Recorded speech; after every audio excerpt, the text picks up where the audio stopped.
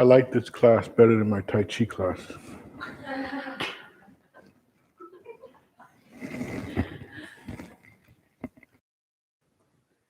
Let me tell you why. See, in my Tai Chi classes, I basically do the same thing over and over and over again for years. Here, I can create something totally new.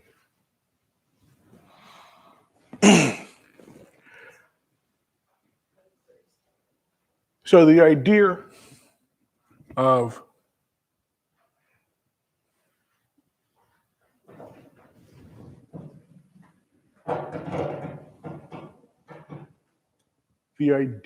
healing itself is a profound mystery.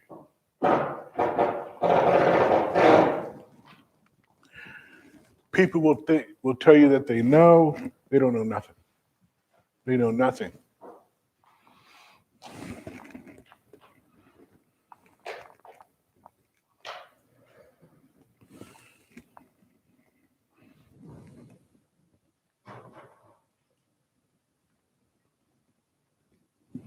So healing is a mystery. It's a profound mystery.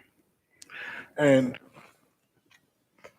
we've been trying to wrap our heads around it for 50,000 years. Now, there are some things that just naturally happen a particular way. That's what we really want to understand.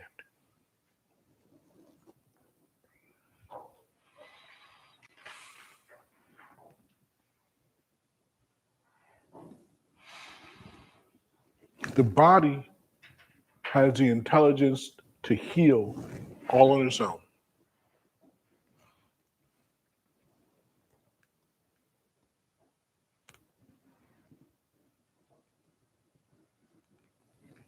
We create the appropriate conditions for a body to heal. How the body heals, we don't know. We have no idea. But we know that if we do it this way, if we do it that way, the healing happens. The healing happens. The problem comes when the healing doesn't happen.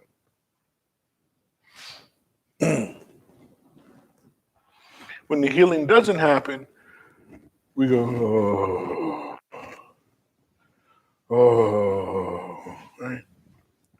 And then people will tell you, it's not in my province. It's not in my province. You need a miracle, right? Now, the ones in that province, they won't tell you that you need a miracle. They'll say, hopeless, nothing to be done. Get your affairs in order if you have time. Right? Healing is a mystery. And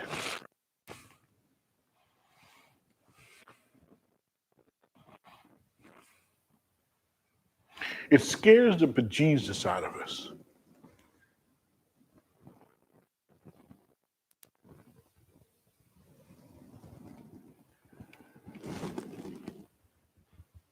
Knowing that we will need to be healed from something scares the bejesus out of us.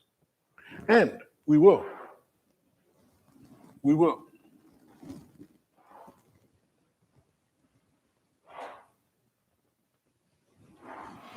Do I have parents in here? Parents? Okay. I have new parents, young parents. Do I have middle parents? Do I have old parents? Right.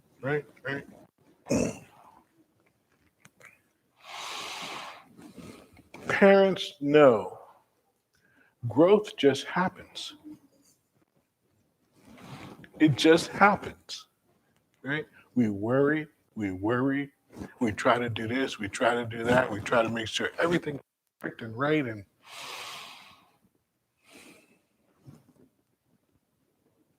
and growth just happens anyway. Right? It just happens anyway. And when growth happens, we get the most unexpected outcomes. Right? And parents still look and say, it wasn't in my family, was it in your family? I don't know. Where did this come from? Regardless of how horrendous or how wonderful, doesn't matter. They're both the same. Hey, Gretchen, I'm going to want to use you here. I need someone to write on the board as I define our topic here.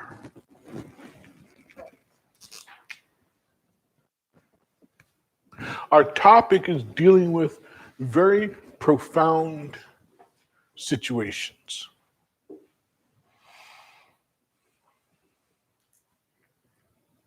Did I say that I like this class? I like teaching this class because I can be creative. I can create something just totally new, right? No restrictions, no limitations. The Tai Chi has constraints because of its purpose and what it's meant and intended to do.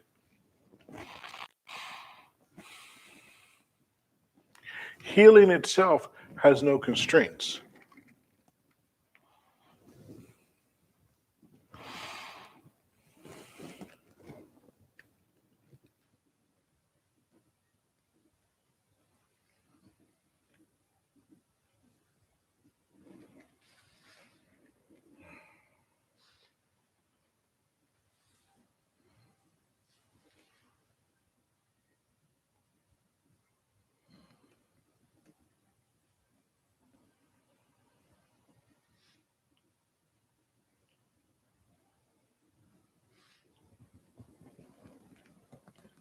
So healing just happens, growth just happens. Healing is growing. It just happens. It's what happens here. This place that we're existing in. It's just what happens here.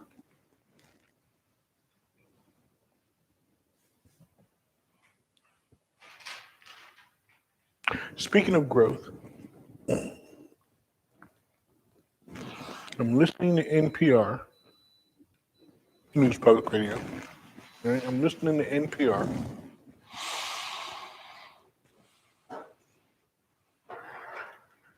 They were presenting science news. It wasn't Science Friday. I think I just heard this yesterday.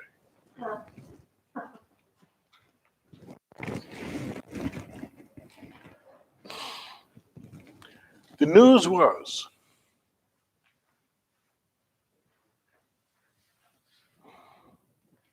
genetic modification. Being able to modify a human being, an embryo. Genetic modification. Right? Now, well, genetic modification is a fact. We can do that. So now we're getting into the sociological values. What we want to modify or enhance or grow, right? Let's say athletic ability, right? Thinking ability, brain power, resistance to various types of maladies and diseases that afflict us. Right? We would want to instill just plain basic common sense, right? Well, there's some crazies out there. I know.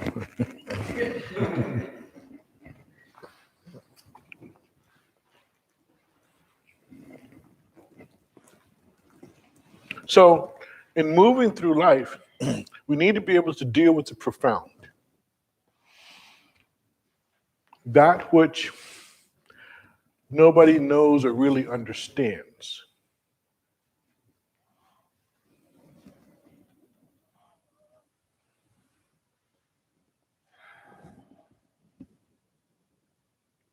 Think for a moment that with enough resources, we can cure any disease with enough resource. In other words, how much attention, right, we apply to it. We can cure any disease. Some diseases just aren't worth the cost. Okay? Well, we can cure your fatal disease here. Curing your fatal disease is going to cost us $1.2 billion.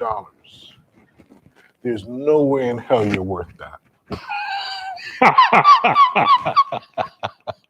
There's no way in hell you're worth that. When I saw that decision process, I was stunned. Right? Well, okay, how much is a human being worth? Insurance companies can tell you. Right? Hospitals can tell you. We can cure you, but you're not worth it. Who the hell are you talking to? Who are you talking to? And when I say, who are you talking to? Who are you? Right? Who are you talking to? Who are you? Well, it's like, so you're left to your own devices and you need a miracle. Well, we just chalk that off as a loss, right? Because miracles don't happen. Or do they?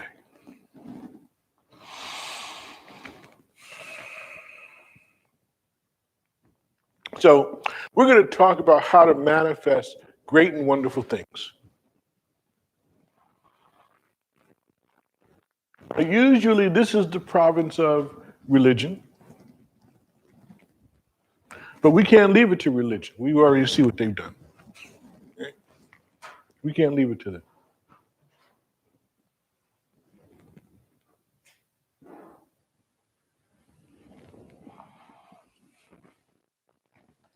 So we need to understand the basic natural pattern to manifesting miracles, great and wonderful things. How do they happen?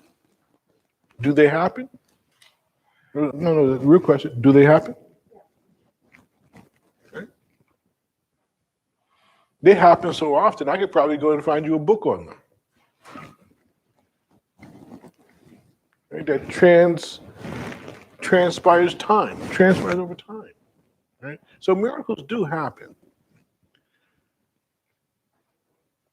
But if they were relatively direct and easy occurrences, they wouldn't be miracles. So how do we manifest this profound, whoa, you're writing?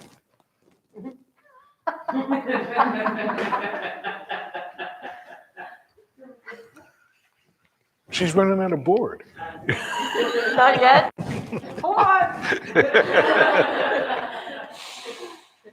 I'm warming up. There's more boards.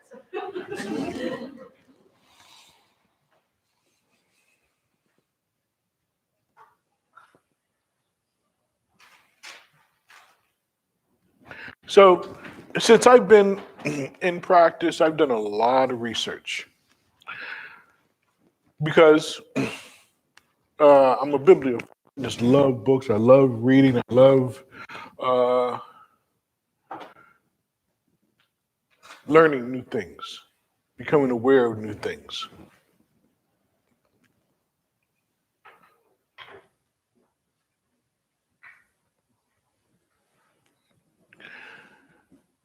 So I probably studied 4 different healing systems, like Ayurveda or Oriental medicine or Western medicine or on and on. And, I probably say about 4 or 5 of them. These are the healing systems. 1, 2, 3, 4, 5. I probably studied, 5 different religions, 5 different spiritual pathways.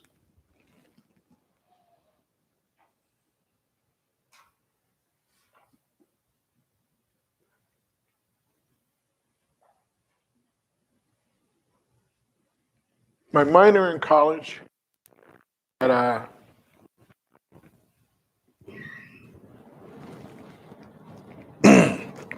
community college and university, my minor was in religion. Now, my minor was in religion, interestingly enough, because of the martial arts, Taoism, and understanding what Taoism was and how it related to the other traditions, Hinduism, Buddhism, et cetera, et cetera, et cetera.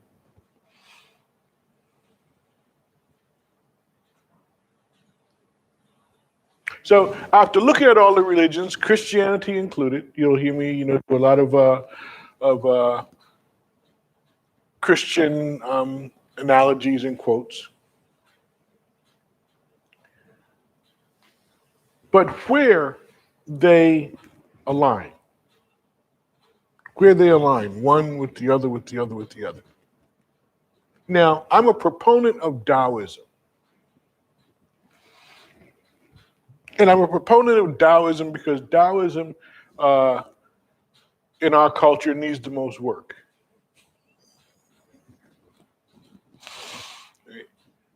Everybody understands Christianity.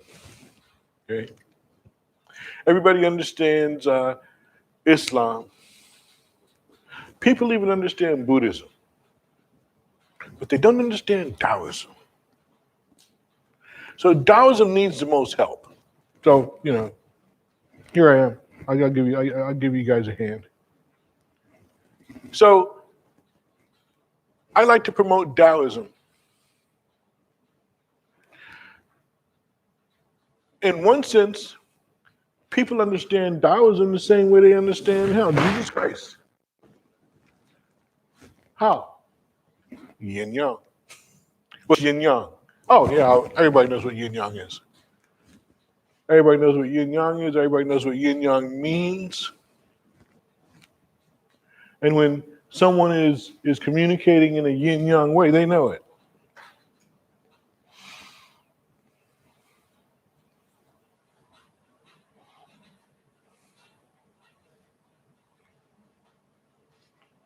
So Taoism is the philosophy of Yin Yang.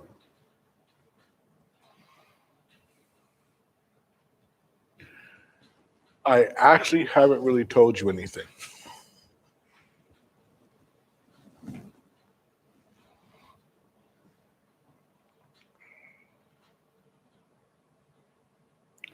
There are a set of principles that transpire across religious traditions, spiritual traditions, healing traditions. There's a set of principles that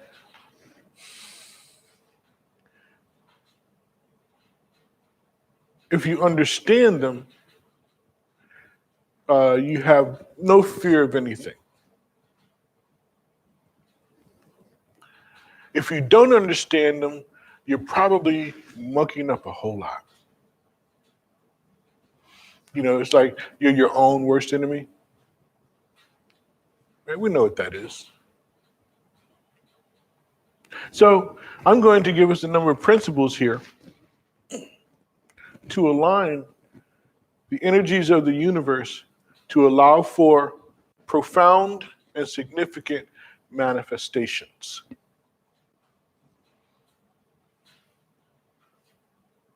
I'm not going to call them miracles because if I call them miracles, you'll expect too much. I don't want you to expect too much. I just want you to expect what's possible. Expect the possible. Is this possible? First answer, yes. Now, you can underline and highlight this because I said, is this possible? It goes like this. If you can conceive it in your consciousness, then yes, it is possible.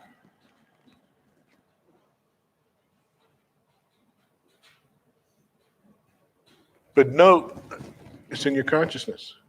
So the question becomes, how do I get that within my consciousness, collective consciousness, universal consciousness? How do I get that to manifest in 3-4 dimensional reality? How do I make that a reality? You still writing? Jeez.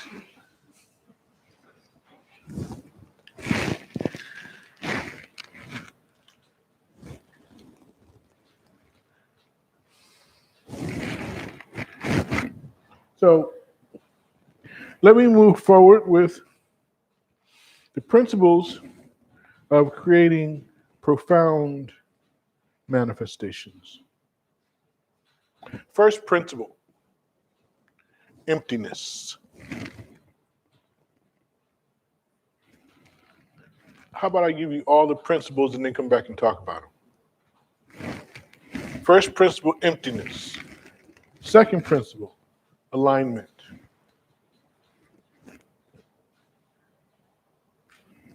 Third principle, the ask. A-S-K, the ask.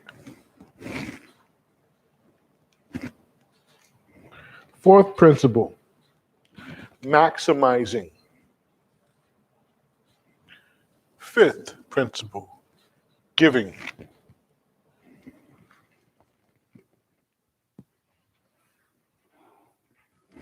Sixth principle, grounding.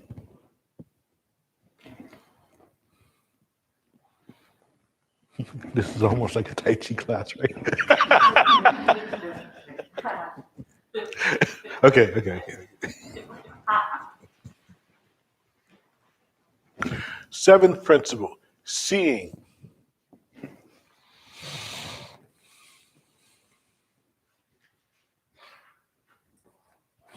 Eighth principle, gratitude.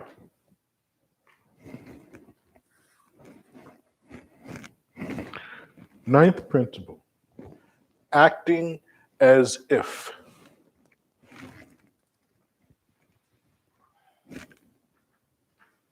10th principle, am I going too fast? 10th principle, engaging the cycle. 11th principle, receiving. And the 12th principle is recycling.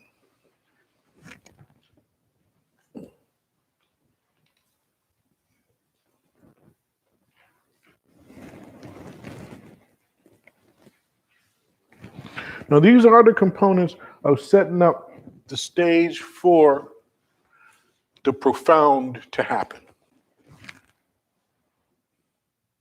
Okay, so the first one was emptiness. What does emptiness do?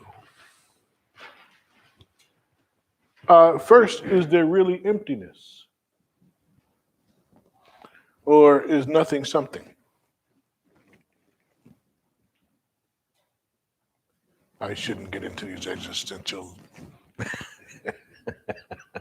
forays with you, right? Okay, so emptiness. First, what is emptiness?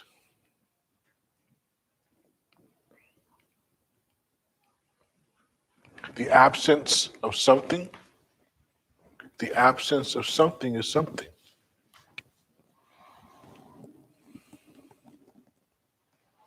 What is emptiness? Emptiness is the no thing. Right? Emptiness is nothing.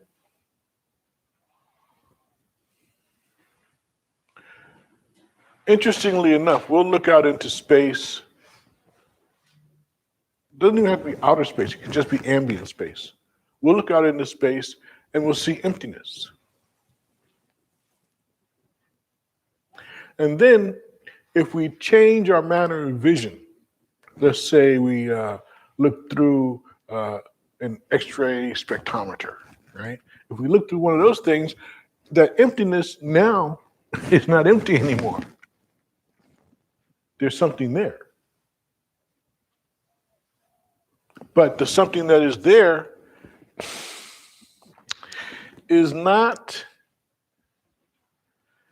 inciting our normal senses. Our normal senses are not incited by the something that is there. So we say nothing's there. Is nothing really there? No, that's not true. So then, in the nothing that is there is something. What is that something? Nothing? So, you have to be comfortable with emptiness. Because emptiness is where everything else is. Right? We can only perceive what our senses are telling us is extant. Limited range vision, right? Only picks up this wave frequency. Sound, hearing only picks up this wave frequency. Touch, taste, right? You know, we're confined and restricted to a range of frequencies here that trigger and affect our mind brain to make us see, feel, hear something, the existence of something. If that doesn't happen, then nothing exists. Is that true?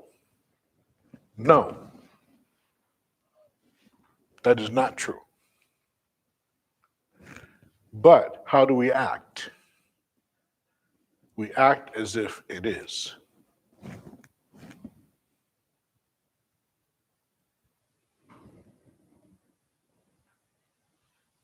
So you have to become comfortable with emptiness. Emptiness. Sorry, guys. I did this way before COVID. Emptiness. Profound isolation.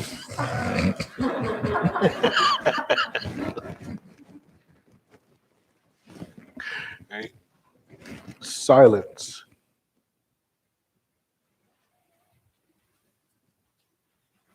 Allowing yourself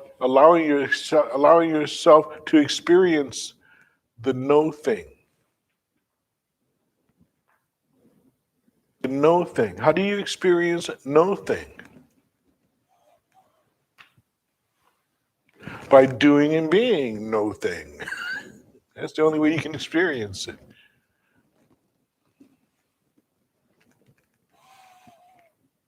So we call this meditation when we're experiencing no thing, allowing ourselves to experience no thing. The answer is yes. So whatever you think meditation is or might be, or whatever's happening for you, or whatever you heard or read, or meditation is about the no thing. The best that they can do is give you the quickest way to know thing. The quickest way to know thing is to focus on one thing. You focus on one thing long enough, then the one thing becomes no thing.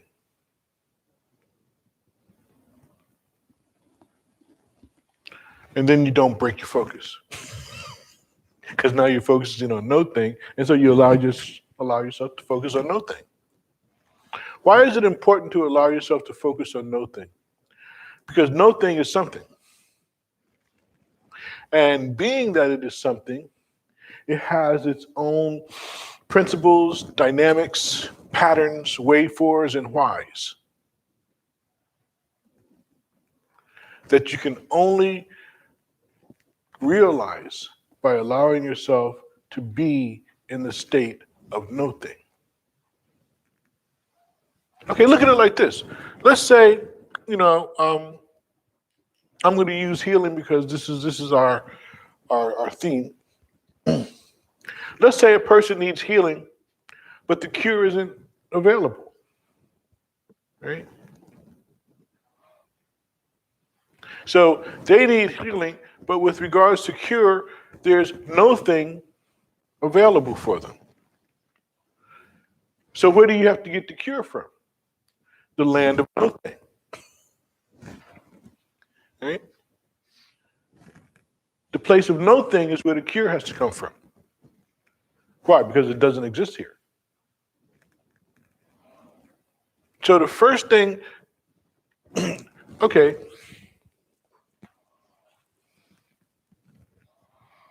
I'm trying to stay great and wonderful here. China. China is trying to irrigate plains, high plains. So what they need to do is to have water run uphill. And the water runs uphill and they irrigate this great, great land, right? And grow food for their people. But right now, that does not exist. So how do you figure out how to make that happen? You have to go to the place of no thing. It already doesn't exist. So there's there's no crime going to the place of no thing. And when you go to the place of no thing,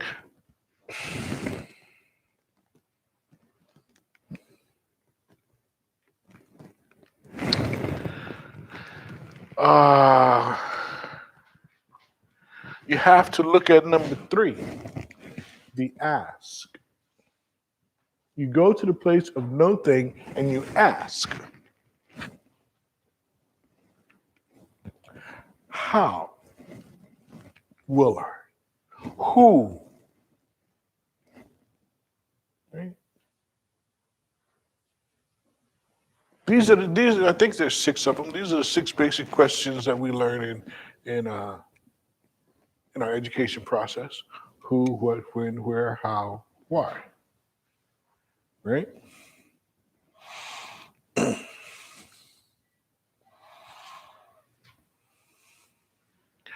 Speaking of, while I'm here, let me just throw this out as an aside. Those 6 questions, who, what, when, where, how, why,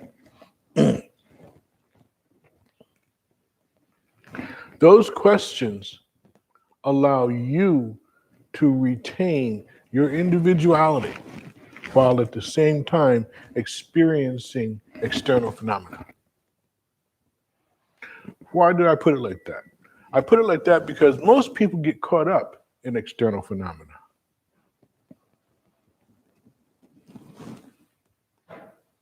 And they get caught up in external phenomena because they don't ask those 6 questions. Who, what, when, where, why, how. And you have to ask them. Right? Now, for example, I said, how did I start this off? Who remembers? How did I start this off? I'm going to convey to you what?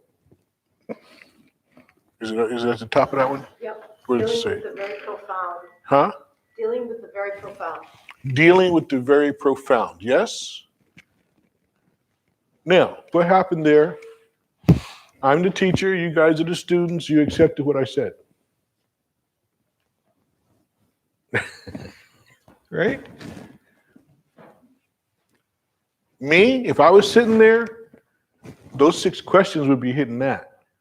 Who, what, when, where, how, why. And I'm just waiting to ask them. I'm just waiting to ask them. Right? How do you know? Who told you? Where did you get that information? Why is it relevant? Those types of things. Right? I wouldn't just accept it willy-nilly. Because somebody in pseudo-authority said so. Prove your point. Now, proving your point is sort of like the process of being too expensive to heal you. Right? That takes a lot, proving the point. However, I know these things. I know this. So I'm going to prove the point to you. And so we're still at number one, emptiness.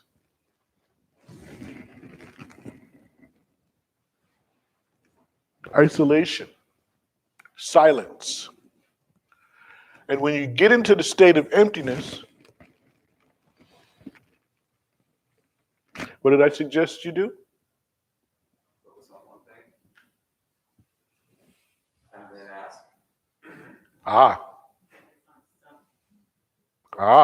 One thing so it turns to nothing, and then ask.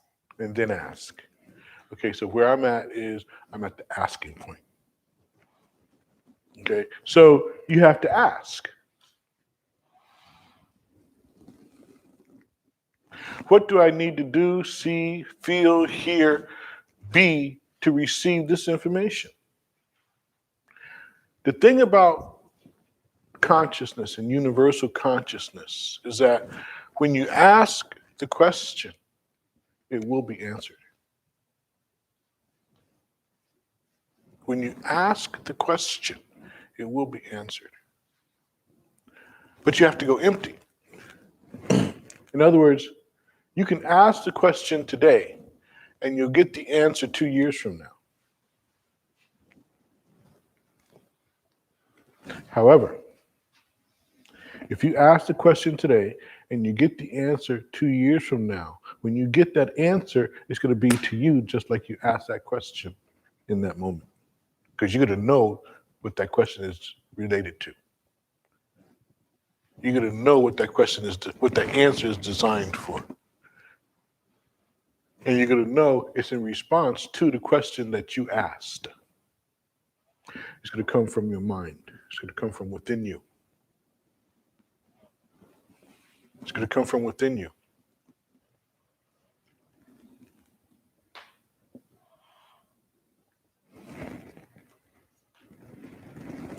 So, you go to the state of emptiness. You go to the place of emptiness. And you start asking questions. But don't start asking questions until you get to emptiness. You know, it's like if you're here focusing on no thing, and all you have is thoughts in your mind, you have emotional states, you have physical discomforts, then you're not in the place of no thing. You're in the place of realizing your physical discomforts. Right? You're in the place of watching and being enamored by your thoughts, being enamored by your emotions, or just being enamored by who you are. Right? That's not the place of emptiness. That's not the place of no thing. So, number 2, alignment. You have to align yourself with no thing. This is the problem that people have with meditation. People say, oh, I try to meditate and I think about this. I try to meditate and these things interfere. I try to meditate and I don't know if I'm doing it right.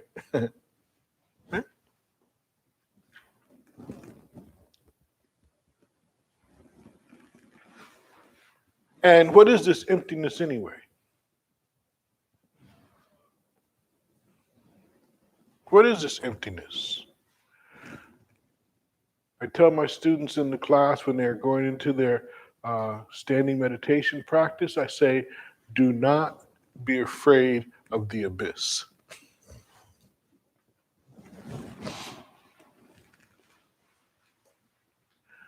No matter how relaxed you are, you can become more relaxed. How deep can you go? Oh, there is no end to it. And this is inside of you. This is your consciousness doing that. or being that. You don't have to go anywhere.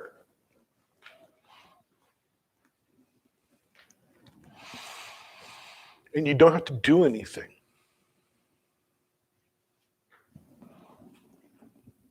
As a matter of fact, the skill is doing nothing. That's the skill.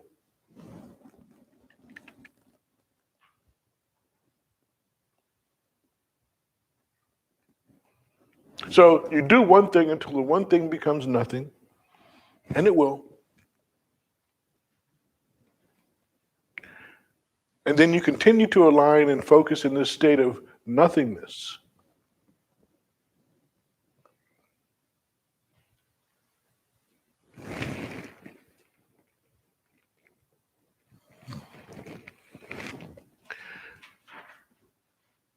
And once you are aligned, then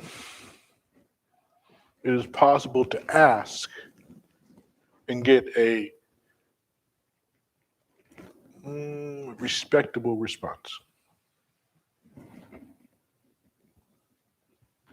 If you want your needs to be fulfilled, you must make them known. Ask.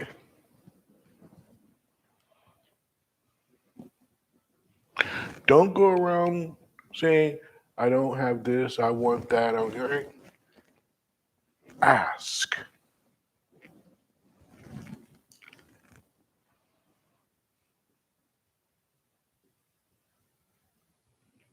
When I was teaching sales to my staff, I told them they had to ask a certain number of times. You remember how many? How many times to ask? Mm-hmm. Until they say yes, or they kick you out the door. 8. You have to ask 8 times for what you want. Don't ask once, not get it, and pout.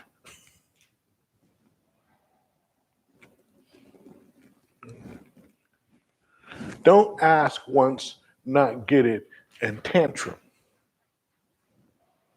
If you asked once, you need to realize that was just the beginning. That was just the beginning. In a direct situation, you ask, you allow yourself to ask 8 different times. 8 times.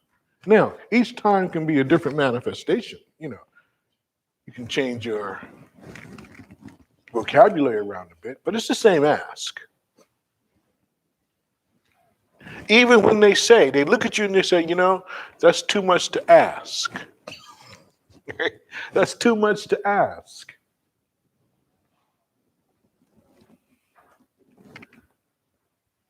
Ask again. And you ask again. And you ask until you receive. Because that's the law of the universe. Ask, right? And it shall be answered. Seek and ye shall find. Knock, and the door shall be opened unto you. All right, that's one of those traditions, right? I like to hang out in the similarities. Okay.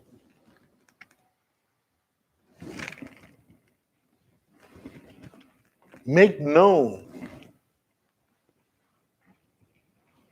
what you need.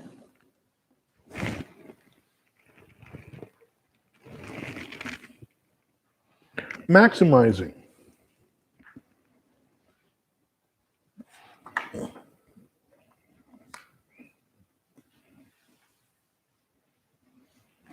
Maximizing is getting the most out of what you got.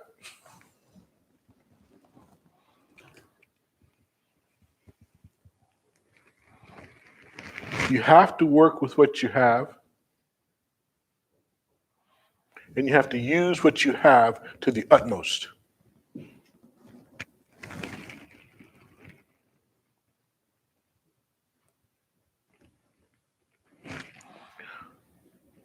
Because there's another principle that goes out there. That principle goes like this. If you learn to work with what you have, more will be given to you.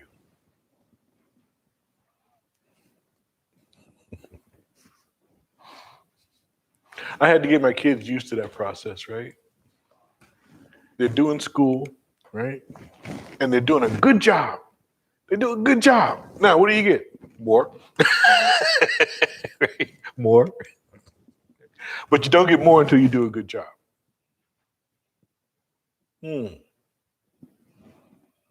That's the way life works.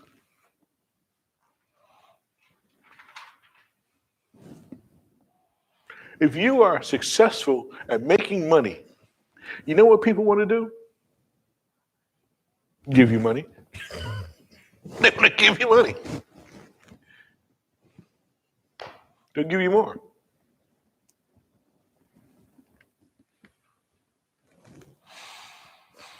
If you're a racing car driver and you're driving this car at 270 miles an hour and you're the best at it, what's going to happen? Somebody's going to give you a faster car. They're going to give you more. But you don't get more until you utilized what you have.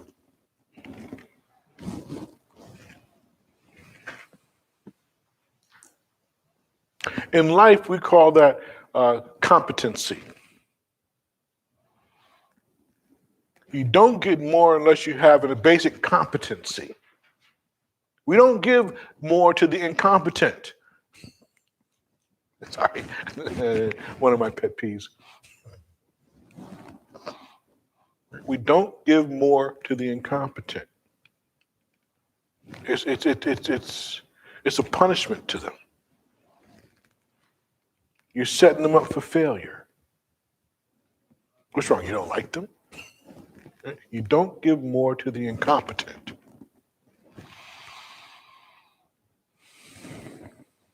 So you have to maintain a minimum level of competency in your life activities.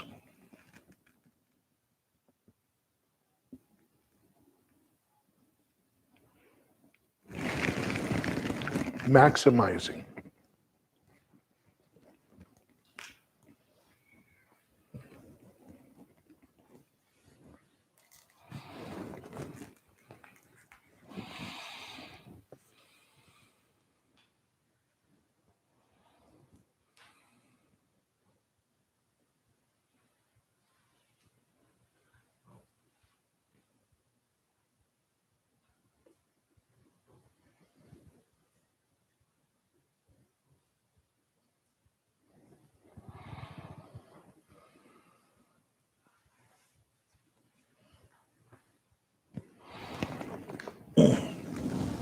Next, we have giving.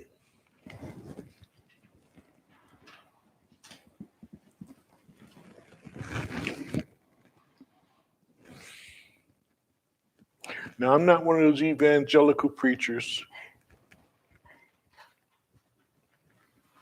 Give until it hurts, and then give some more. Right. I don't have a crystal tabernacle. Never wanted one. I don't have cars and boats that need to be maintained. So I need people to give and give and give and continue to give.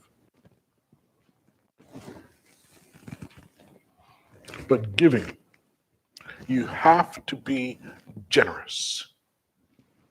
Generosity. Now, usually we say with giving should be appropriate.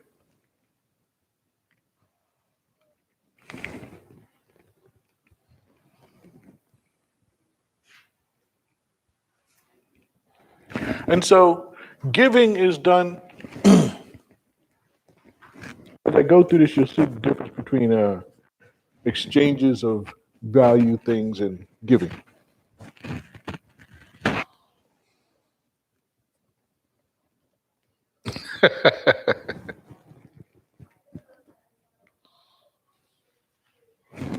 I remember I asked somebody for $10,000 one time, right? And they said, well, that'll be okay. But is it a loan or is it a gift? Right? Is it a loan or is it a gift? I laughed. I said, it works best for me if it's a gift. That's what works best for me.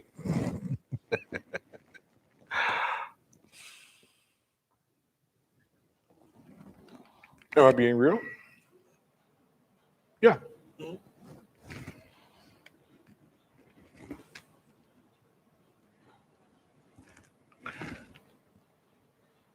So the giving has to be appropriate. What makes the giving appropriate? The giving is appropriate when the giving is done with generosity and love. Generosity and love.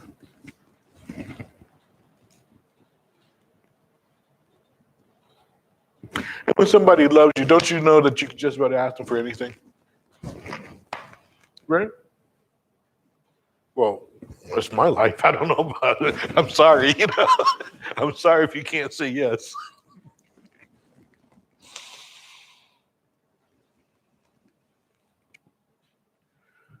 So another thing I tell my students, do not be afraid to allow people to love you. Don't be afraid of that.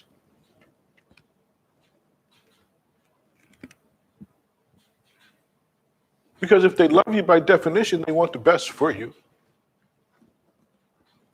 And you don't want people around you who want the best for you?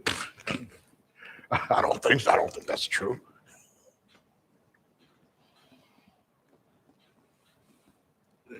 I think where we'll go in those areas is, we only want certain types of people around us. Okay? Not the ones that love us. We want certain types of people around us. And thereby we get all types. Me, I only want the ones that love me. It's like, you can keep those other types. they oh, oh.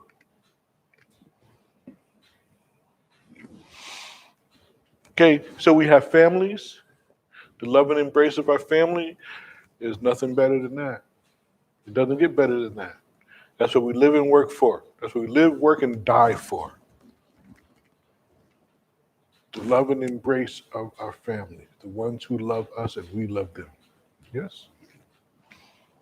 That's the only thing that makes it real.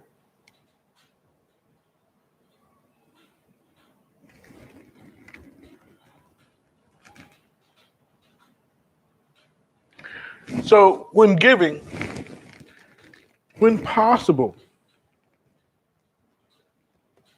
you want to remain anonymous.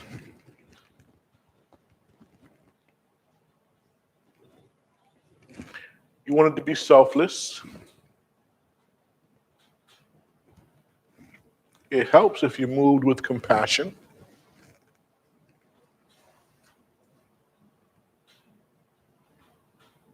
And no return nor acknowledgement is necessary. Generosity.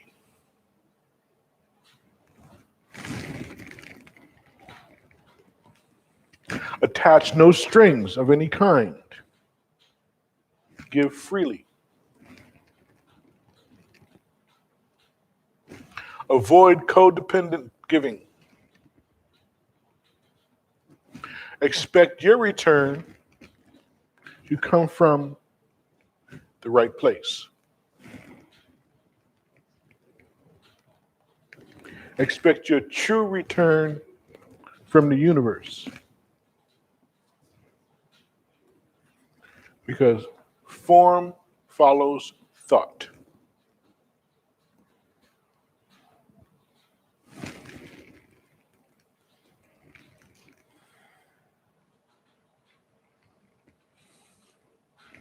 Now, in giving, don't neglect your microenvironment. So give gifts of time, give gifts of attention, gifts of understanding, gifts of cooperation, gifts of acceptance.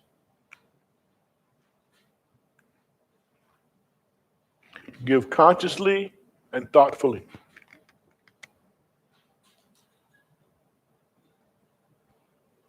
So here we see we're not limiting our gifts to money,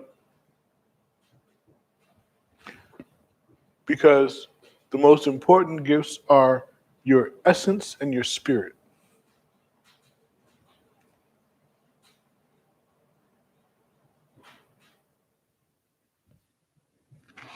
Gift the gift of listening. Therapists, right? When you're listening, that's a gift. You know how many people don't have anyone listening to them? And how painful and horrible that is. So, I know the difference. Me, when I go out, I have very little to say to people. I have a lot of people listening to me.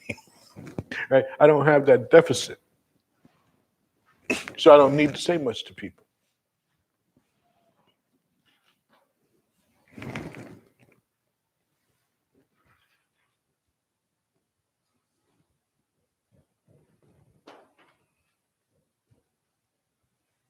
Grounding.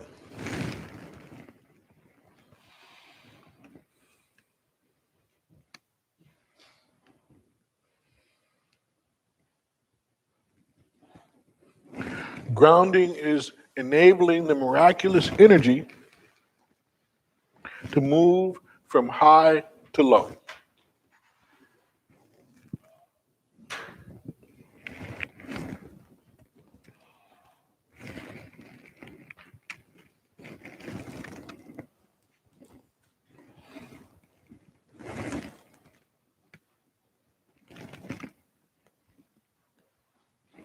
Grounding is the process of moving energy in our reality.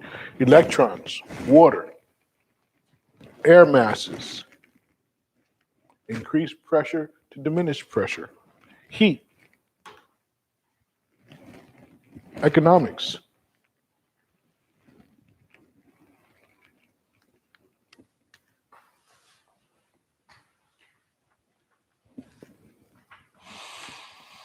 Do you know economics is based on a metaphysical principle?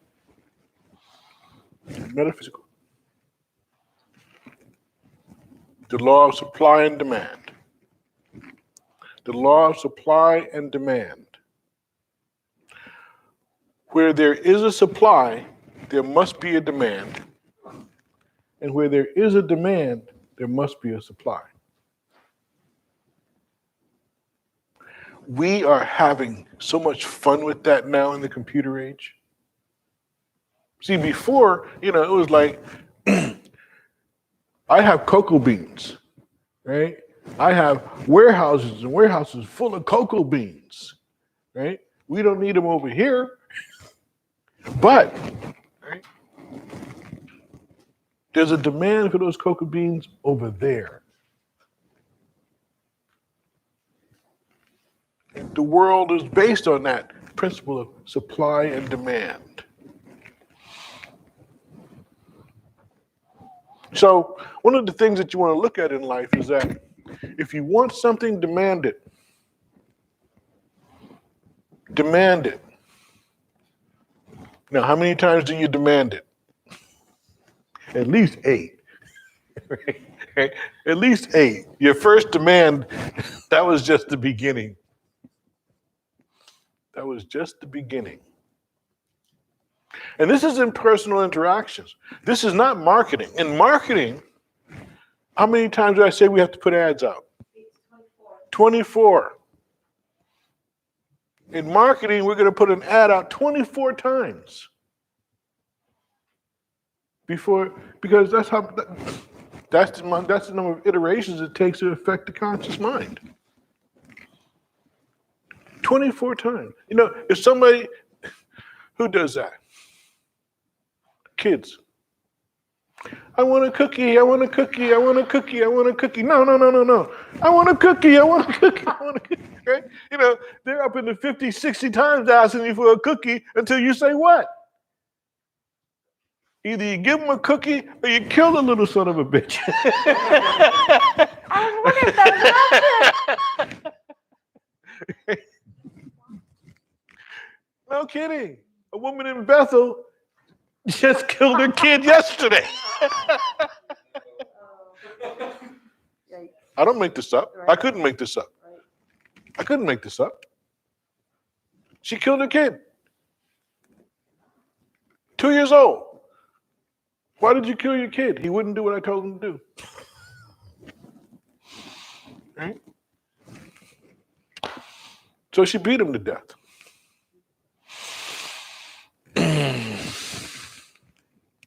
Terrible, terrible, terrible? Yes.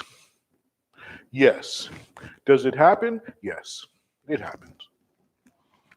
It happens. Don't get bent out of shape. It happens. But back to the other side of that, the kid asking, right? How many times is the kid going to ask for what he wants? He doesn't know. He doesn't know any limits. What he knows is he hasn't gotten what he wants yet. So he's going to continue with the demand.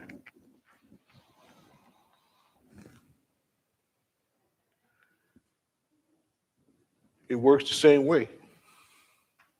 In the real world, it works the same way. You might not be pulling on the coattail demanding, but you're making demands. And you're making demands over and over and over again. The same demand, if you haven't received it yet.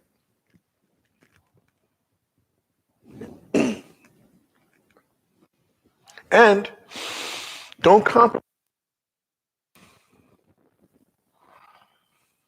You demand a loaf of bread, okay. And you demand, okay. And then you get half a loaf. Here, half a loaf. Be settled with that. Don't do that. So, complete the process here. Right? Bring this to fruition. Do not accept half a loaf. Why? That wasn't what you demanded. And when you're making demands, you're working with the power of the universe. That power of the universe is so valuable, they have to send kids with it. Kids come with it.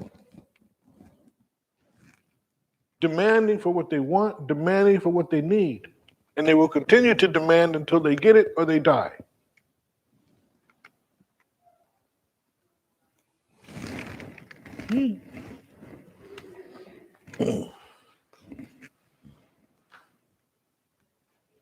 Grounding allows the energy to move from high to low.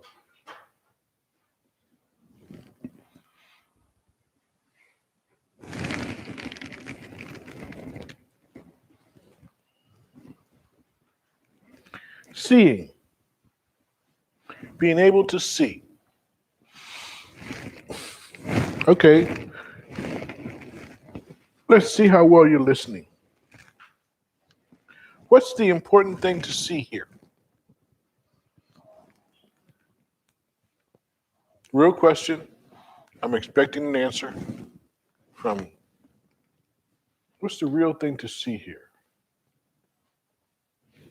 What needs to be seen?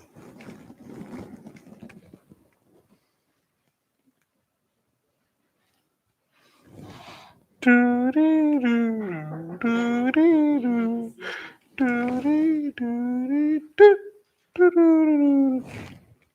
is nothing? Yes. What is nothing? You have to be able to see nothing.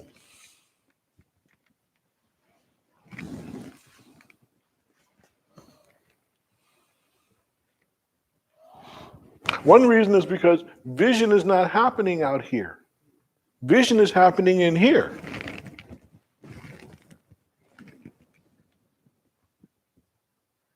And interestingly enough,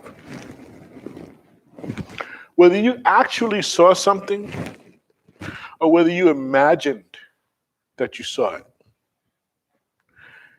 when you move into the future and remember, your mind can't separate the two.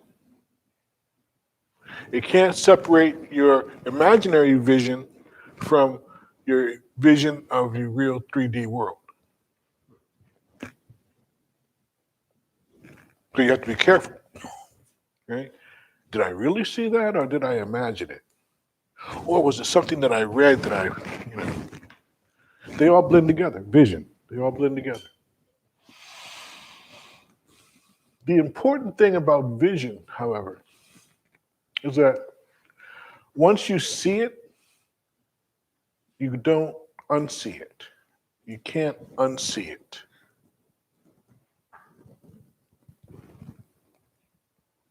So everything that you've seen in your life, whether it was in the concrete world, whether you imagined it, it was a story that somebody told to you or something that you read, they all blend together into your one experiential. There's no difference.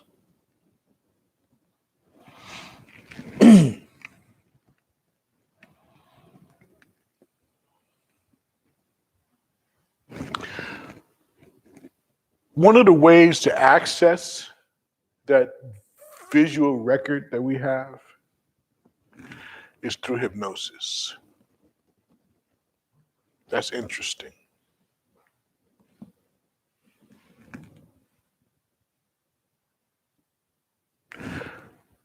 Without hypnosis, we set up all types of filters and blocks and conditions for seeing and knowing. But under hypnosis, we can allow ourselves to see and know everything.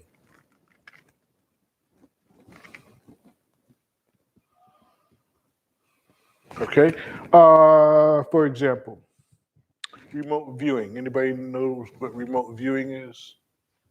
Remote viewing is a hypnotic induction. The person who's doing the remote viewing is put into a trance and then told to see this.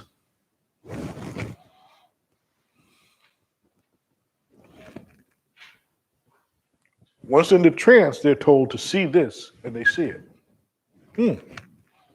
Remote viewing. Past life regression. A person is told to regress. Current life regression is easy. You can regress them back to when they were a child, and they can tell you what they see.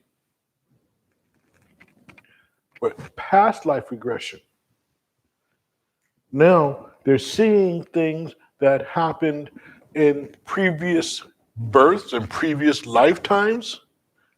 Who the hell believes that shit? But the mind does it. The mind does it. And it will present this past life information just as confidently and assuredly as it will present current life information.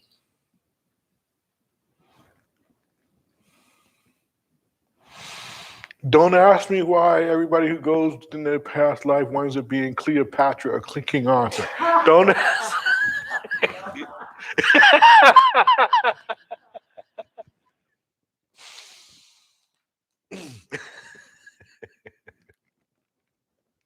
Or some other notable. However, the mind does this. When I say the mind does this, I mean the person who experienced that believes it. They believe it confidently.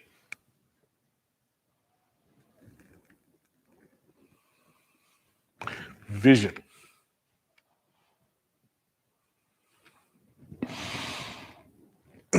So these days we understand, we know Tesla. Tesla, the engineer, the inventor, right?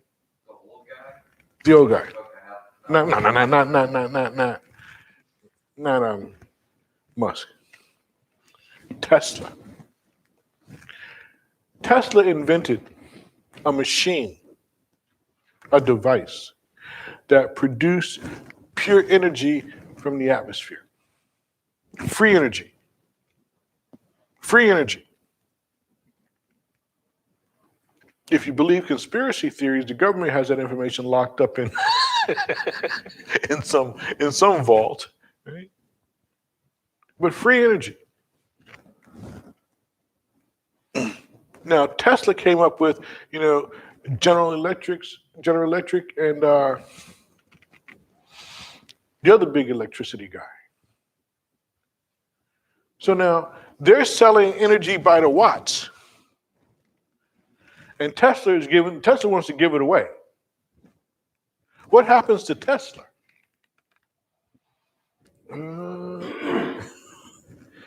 We don't know.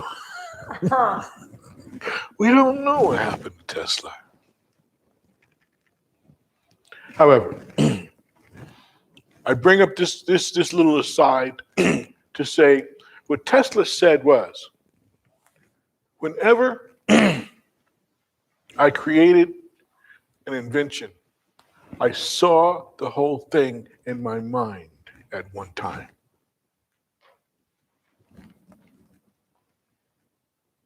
Now, he's an engineer.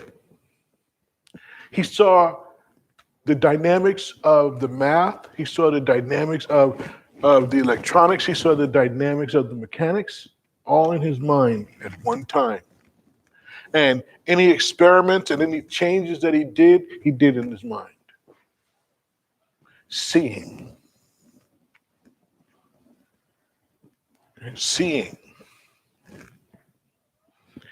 You have to allow yourself to see that which cannot be seen.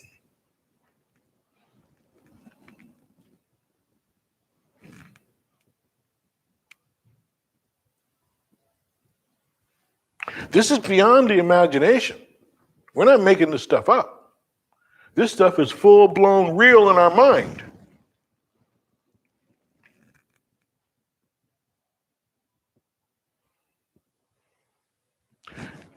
It's a human ability. It's a human ability. We're stunned by how profound our vision actually is. But not if you restrict yourself to the concrete.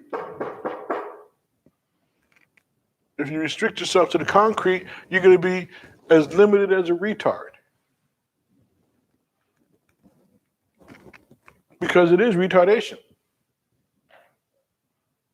You're not allowing yourself access to the full range of your experiences.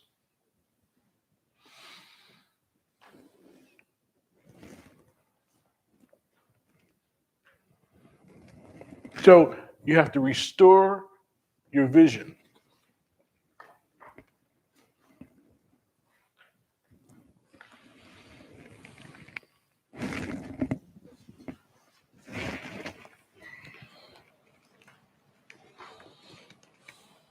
Okay, I'm going to leave that here. What number am I on?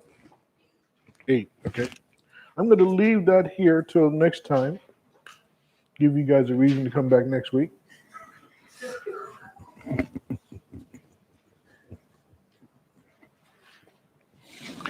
But let's see, what have we communicated so far?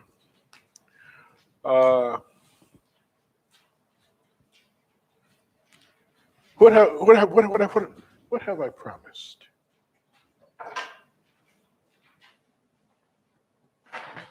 What has been communicated so far?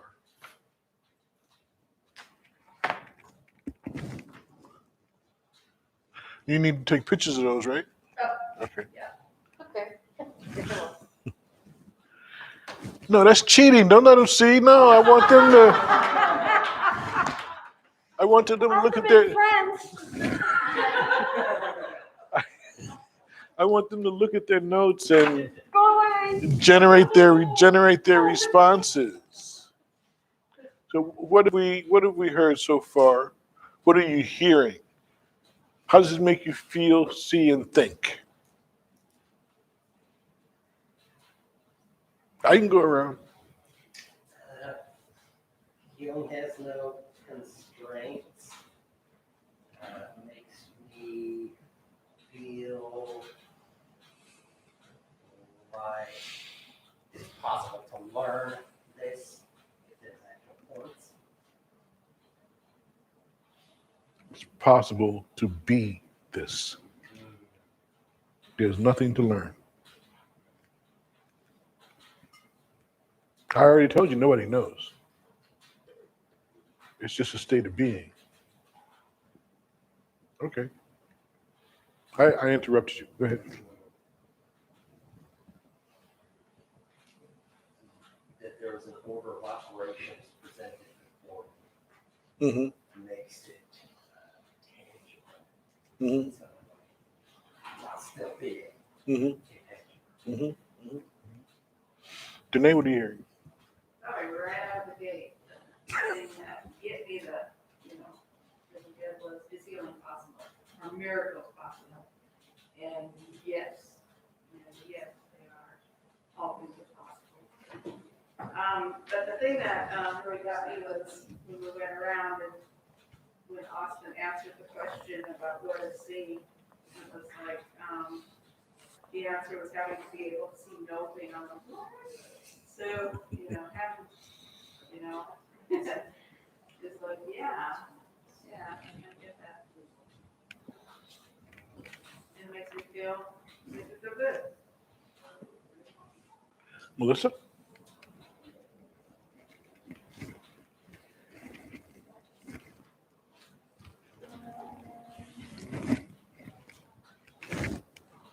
It's a lot of information. It makes sense to me.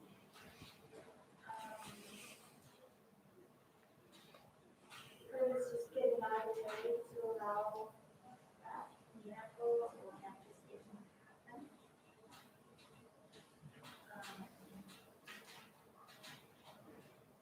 By grounding, by connecting. And the one thing that you said was really interesting was the fear of it as well. Because it is the fear of it as well. Because it is profound. It is kind of a place where science isn't really there yet. So it is pretty overwhelming. And I want to bring out that I'm presenting this to you secularly. In other words, I'm not tying it into any one religious tradition or any one healing spiritual tradition, right? I'm giving it to you boom, boom, boom, boom, boom, boom, boom, boom. Right. Okay. Can we hear this? Healing. Possibility. Don't be comfortable with your life. Be comfortable in your space, your universe. Not only that, ground yourself a little bit, but then see the nothing. Maybe even feel the nothing. Connect with the nothing. And everything will come to fruition. That's my Jen? Still organizing my thoughts, but just seeing like these are like the components to manifesting something great and stop feeling and kind of like I don't know, like the key to happiness kind of thing. You can be used for that too, yeah. Yeah.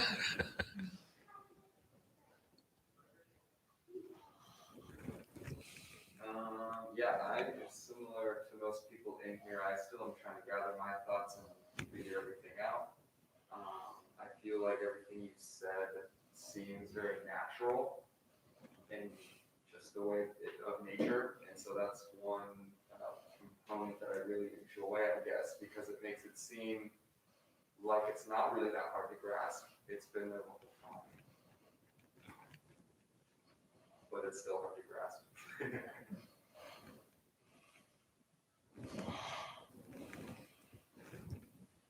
I really like the part where you talk about giving and the appropriateness of giving.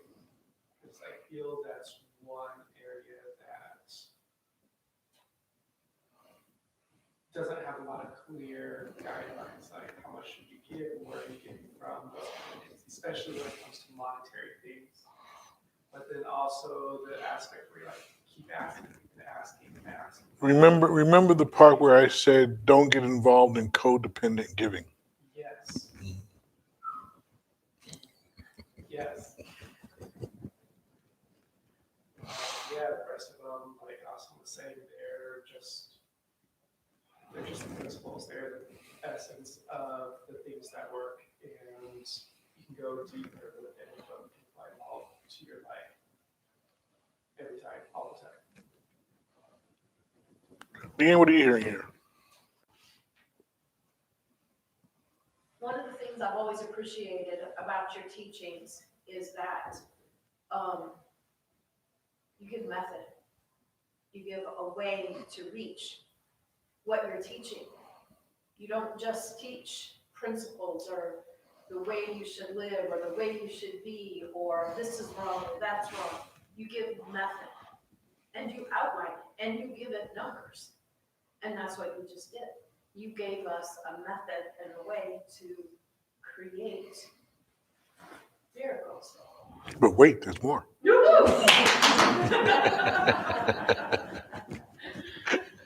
Eric?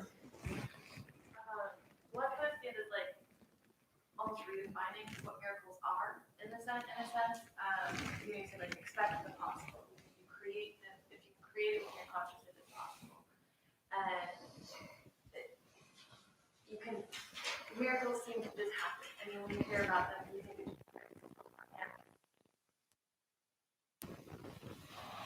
it's just so interesting seeing all these things written out as they are, and they do make sense. Understandably, don't make sense, but at the same time, like as you delve more into it, it's like, okay, I can do that. Like these are all things again, it's possible. These things are not impossible, and it's just kind of breaking down that possibility that is attached to miracles and actually, That's okay. I got it. Megan?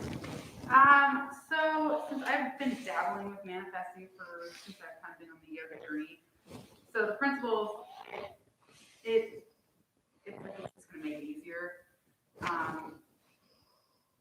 And where the areas that I am trying to fine tune, so like the emptiness, alignments.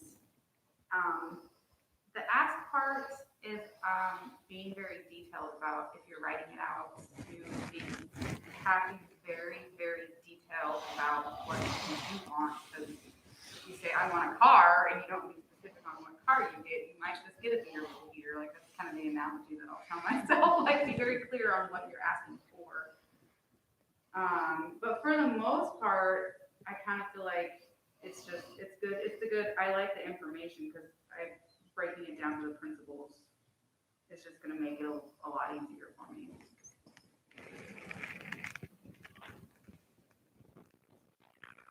The quality of the question determines the quality of the answer.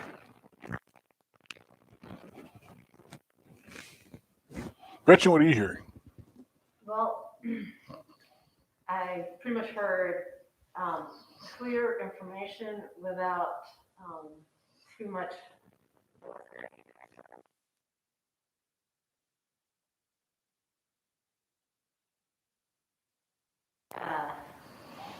The principles came alive with the various yin yang description of them, and I was thinking of I gotta do that more. I gotta do that less. I gotta do this, and so it's excellent. I can't wait to recopy my notes. Or take the picture of them. Okay. Thank you, guys. Leanne, was that pithy? Appropriately.